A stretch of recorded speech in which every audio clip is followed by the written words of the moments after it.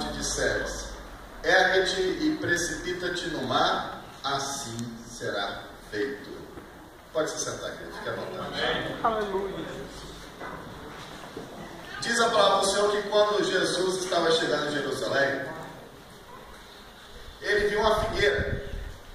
E ele foi muito animado para aquela figueira para buscar tirar um fruto para ele comer. Só que quando ele chegou perto da figueira, não tinha nenhum fruto. Era uma figueira bonita, de longe parecia uma árvore que teria muitos frutos, que poderia trazer um fruto agradável ao paladar. E ali, quando Jesus se deparou com aquela figueira linda, maravilhosa, não tinha nenhum fruto. O que Jesus fez? Jesus virou-se para aquela figueira e amaldiçoou aquela figueira. E ele se foi para Jerusalém. E em outra passagem, que ele estava ali passando pelaquela figueira, os seus discípulos viram que aquela figueira havia se secado. E eles ficaram assim, pasmados. Como pode ter aquilo acontecido? Uma figueira tão bonita, de um dia para o outro ter secado, de uma hora para outra ter secado. E ficou aquela indagação no coração dos discípulos de Jesus. E Jesus falou: olha, se vocês tiverem fé e não duvidarem, vocês não só farão o que foi feito a essa figueira, mas farão coisas muito maiores do que isso. Nós sabemos que nos nossos dias a fé está em baixa. O povo vem às vezes para a casa do Senhor, vem para os pés de Jesus, mas não tem fé. Busca, anda com o Senhor, mas não tem interesse de fé. No primeiro vento, sai da presença do Senhor. Na primeira provação, começa a duvidar. Na primeira situação adversa, já quer deixar a sua caminhada e quer voltar para onde estava. Confesso a você, querido, que todos nós estamos sujeitos a esse tipo de situação. Cada homem e cada mulher tem um coração. E cabe a nós zelarmos pelo nosso coração. O nosso coração é semelhante à terra. Se você trata a sua terra de qualquer maneira, não tem como você plantar e adquirir o fruto que você deseja. Nós devemos preparar a nossa terra para poder receber a semente da fé. Nós devemos preparar o nosso eu para nós recebermos a fé que é dada por Jesus Cristo. A fé é algo que é dado. A fé é algo que é cuidado. A fé é algo que cresce e que se torna grande. Quem crê assim, levanta a sua mão. A fé é dessa forma. Nós vemos no livro de Tiago, no capítulo 2, Tiago fala assim: você crê que há um só Deus? Os demônios não só sabem, mas também eles creem que existe um só Deus. Em outras palavras, o que Tiago quis dizer? Você crê que há um só Deus? Você talvez possa somente acreditar que existe um Deus, que é o Deus que criou todas essas coisas, então é o Deus que está aqui neste lugar, que está em qualquer lugar, é o Deus que enviou a Jesus Cristo, seu Filho amado, para morrer, que Ele morreu e ressuscitou, subiu aos céus da direita do Pai, e que prometeu que haveria de enviar o Espírito Santo para ser com todo aquele servo que crê no Evangelho de Jesus Cristo. Em outras palavras, Tiago queria dizer: você crê nisso? Você tem condições de crer nisso? Mas Tiago falou algo mais. Os demônios não só sabem, como também eles creem que Deus existe. Só, querido, eu gostaria de falar uma coisa para você. Sabia que a sua fé é a mesma fé dos demônios? A sua fé é a mesma fé dos demônios. Só que existe uma diferença. A qualidade da sua fé, ela é diferente. A qualidade da sua fé é diferente das dos demônios. Por quê? Por que a sua fé é diferente na qualidade em relação à fé dos demônios? Por quê? Porque os demônios, eles sabem que Deus existe, mas não querem servir a Deus. Mas você tem uma fé de que você sabe que Deus existe e que você se propôs a acreditar e fazer a sua vontade.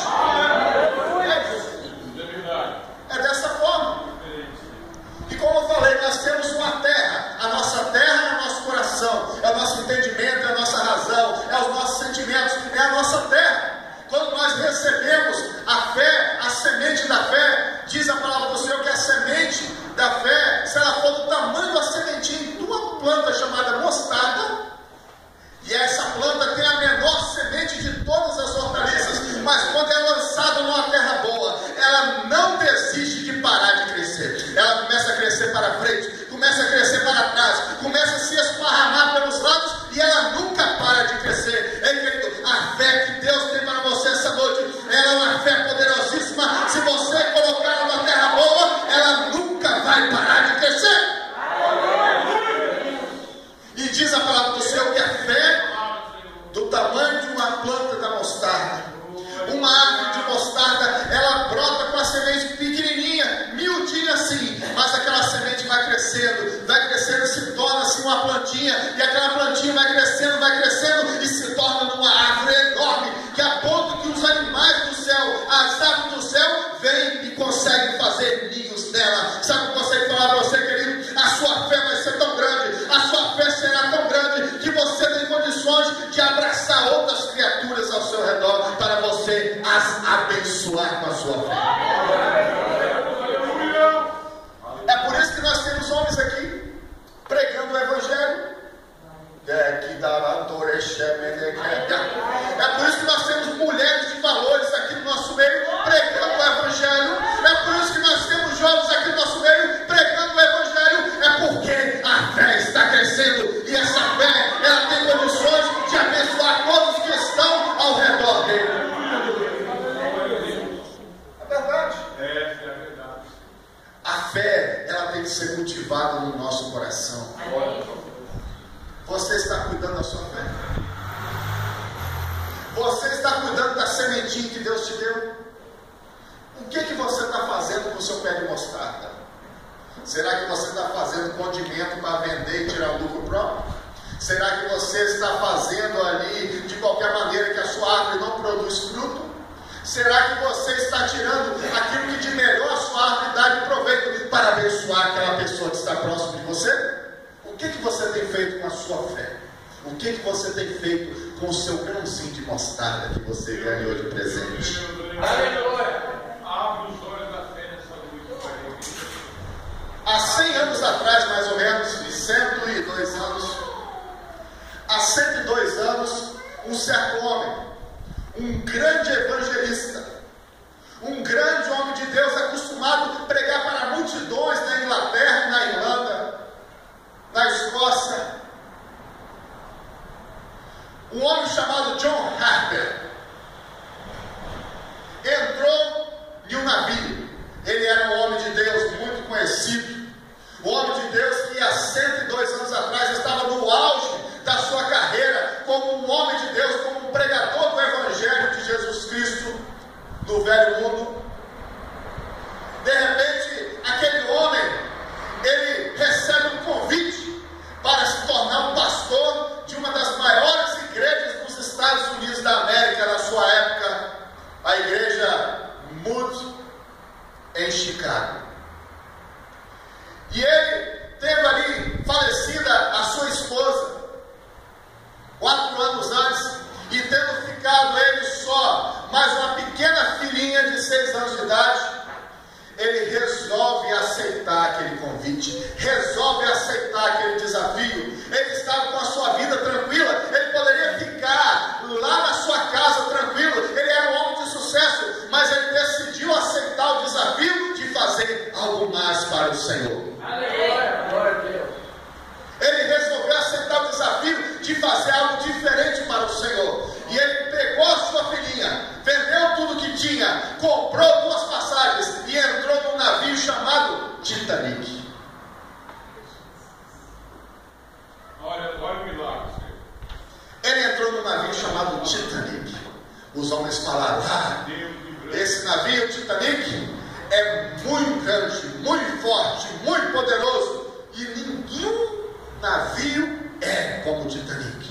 E um dos funcionários que trabalharam ali durante a obra do Titanic falou bem assim para uma das melhores revistas de notícias, falou: nem Deus conseguirá afundar esse navio,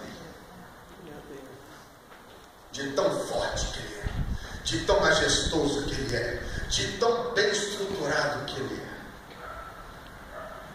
E diz a história que John Harper entrou com a sua filhinha dentro do Titanic. E ali ele entrou naquele navio para ir para os Estados Unidos da América. Só que nós sabemos que no meio do caminho, Deus preparou algo para aquele navio. Porque Deus não deixa a sua glória ser menosprezada por homem. E de repente o homem que falou que aquele navio seria muito poderoso, que não afundaria, o mesmo homem errou, porque os homens que estavam ali na direção, ali como aquelas pessoas que estariam conduzindo aquele navio, erraram e deixaram o navio bater num grande iceberg e ele começou a afundar. Todo mundo conhece essa história, não é verdade? Todo mundo conhece a história do Titanic, não é verdade? E diz que nas horas que se passaram lá pela 1h da manhã, o navio foi enchendo d'água. John Harper era um homem que tinha condições financeiras. Ele poderia ter pego a sua filhinha, era a sua filha única. Ele tinha o direito de entrar dentro do bote salva-vida. Ele poderia chegar para o comandante do salva-vida e falar: olha, eu estou aqui e tenho minha pequena filha, e nós só temos um para o outro. E com certeza ele teria direito de entrar dentro do bote salva-vida. Ele teria o direito, era o direito dele de entrar dentro do bote salva-vida e se salvar ele mesmo e salvar a sua filhinha. E ele poderia ir lá para os Estados Unidos da América, onde estava sendo esperado por uma grande igreja, e continuar seu ministério, da qual era ali no velho mundo um grande homem, ali no novo mundo continuar sendo um grande homem de Deus, ter muito sucesso na sua carreira, ter muito sucesso, crescimento no seu ministério. Ele poderia ter entrado no bote salva-vida, mas ele virou-se para o capitão daquele bote salva-vida e falou: olha, eu sou só eu e a minha filha, mas eu quero pregar o evangelho, porque eu sei que muitos irão morrer essa noite. Capitão, toma conta da minha filha, protege ela, salva ela em nome de Jesus, porque eu estarei fazendo a vontade do meu Pai. É aí que está a diferença da qualidade da semente. O diabo crê, mas não tem qualidade na sua fé. E você crê e você tem qualidade na sua fé, porque você está buscando fazer algo, fazer a vontade do Pai. E Ele está aqui nessa noite. Você consegue levantar sua mão e adorar Ele. E John Harper, sabendo que aquele barco iria afundar, que milhares de pessoas iam morrer, ele ganhou o colete salva-vida, ele botou o seu colete salva-vida e começou a pregar. E ele chegava para um: você crê em Jesus Cristo? Você já aceitou Jesus? Não. Então crê em Jesus Cristo, que será salvo tu e a tua casa. Crê em Jesus Cristo, será salvo tu e a tua casa. Crê em Jesus Cristo, será salvo tu e a tua casa. Crê em Jesus Cristo, crê em Jesus Cristo, crê em Jesus Cristo. E ele estava falando: você já aceitou Jesus? Não. Crê em Jesus Cristo. E ele virava para as pessoas que estavam comandando os barcos de salva-vida e falava assim: olha, salva, coloca nos botes as crianças, as mulheres e os não crentes também. Coloca as crianças, coloca as mulheres e coloca os não crentes primeiro nos botes para que sejam salvos. Ele falava dessa forma, diz a história. E chegou um momento que ele já não podia ficar no bote porque o navio estava afundando. E ele se jogou na água. Ele estava com um bote salva-vida, estava ali com um colete salva-vida. E ali ele pregava ali, porque muitas pessoas se agarraram a pedaços de madeira, a destroços do navio. E ele, com seu colete, ele continuou pregando. Ele chegava, nadava até um que estava mais ou menos perto, gritando. Ele chegava: você já aceitou Jesus? E a pessoa falava: não. Então creia em Jesus Cristo que você será salvo. Ele chegava, continuava nadando, porque estava com um colete. Ele chegava e nadava perto de outro, falava: você já aceitou Jesus? E a pessoa falava: não. Então ele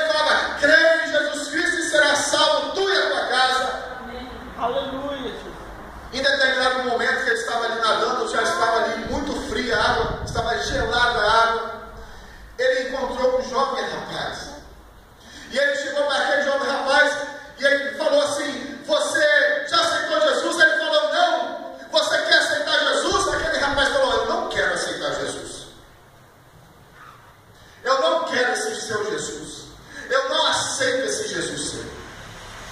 E ele falou, mas crê em Jesus Cristo, que será salvo tu e a tua casa.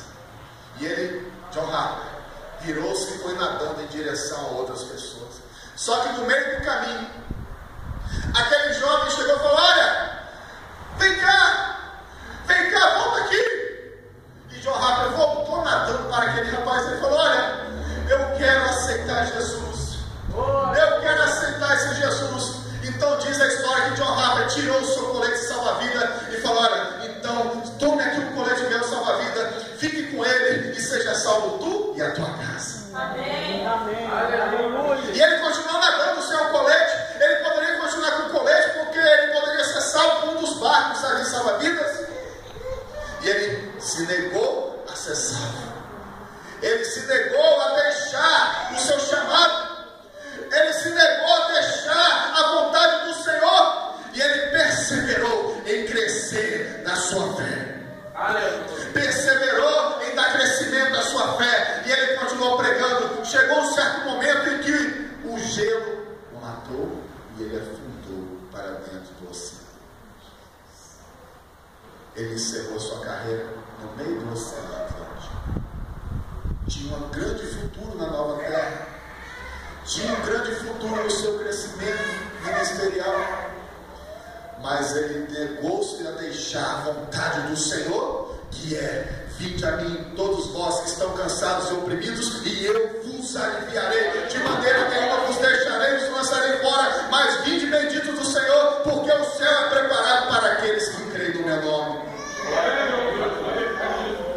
Dessa forma. E diz a palavra do Senhor que Deus, Ele quer isso, para que o homem, que nenhum se perca, mas que todos sejam salvos. E diz que naquela noite, lá no Titanic, o barco afundou e milhares de pessoas morreram. Só que algumas foram salvas. Inclusive aquele jovem que tinha o colete salva-vida que o pastor John Harper o deu. E diz a história que aquele jovem rapaz, aquele jovem homem, chegou até os Estados Unidos. E ali ele fez um pacto com Jesus Cristo. E ali ele começou a Deus desenvolver o ministério dele. E aquele jovem que foi salvo pelo colete de John Harper se tornou um dos maiores pregadores daquela nação. Ele pregou em várias igrejas, ele pregou em vários países do mundo, e ele concluiu a obra de Jesus em sua vida. Ele recebeu a oportunidade da salvação, abraçou a oportunidade da salvação, mesmo relutando. Ele creu com uma pequena semente, mas aquela pequena semente se transformou numa árvore maravilhosa na vida dele. E aquela árvore deu condições de pessoas serem abraçadas com o Evangelho de Jesus, terem as suas vidas mudadas por Jesus, terem as suas vidas transformadas e herdarem a salvação eterna do nosso Deus. Eu convido você a se colocar de pé. Glória a Deus. Aleluia. Talvez você queira essa noite receber essa semente em seu coração. Talvez você queira receber essa dádiva dos céus para a sua vida. Se você queira receber essa semente maravilhosa essa noite, vem aqui à frente agora e nós estaremos orando por você. Aleluia, Jesus. Talvez você não tenha aceitado o Senhor Jesus como seu Salvador ainda. Eu não conheço o seu coração. Deus conhece o som do seu coração. Talvez você queira ter um propósito com o Senhor essa noite, aceitá-lo como seu Salvador. Se você talvez sentiu no seu coração Deus falando e você queira aceitar Ele, vem aqui à frente nesse momento. Nós estaremos orando por você. Gostaria também de convidar, talvez você queira fazer uma renovação de um pacto, mudar a sua história, reforçar a sua aliança com o Senhor, receber um propósito diferente da parte de Deus para a sua vida. Você pode vir aqui à frente também, eu estarei orando por você. Talvez você esteja fraco, talvez você esteja passando por grande tribulação. Vem aqui à frente, nós estaremos orando por você também. Tem mais alguém que queira? Vem aqui à frente, nós estaremos orando por você. Eu gostaria de pedir os pastores estarem me ajudando, nós estaremos orando por imposição de mãos por esses irmãos. Os pastores, presbíteros, evangelistas, nós estaremos orando pelos irmãos. Em nome de Jesus. Estaremos orando por eles. Senhor Deus Pai, no nome de Jesus Cristo, Senhor, estamos neste culto, Pai, essa noite. Sim, meu Pai. E nós profetizamos, Senhor Deus, a vitória. Nós profetizamos, Senhor Deus, Pai querido,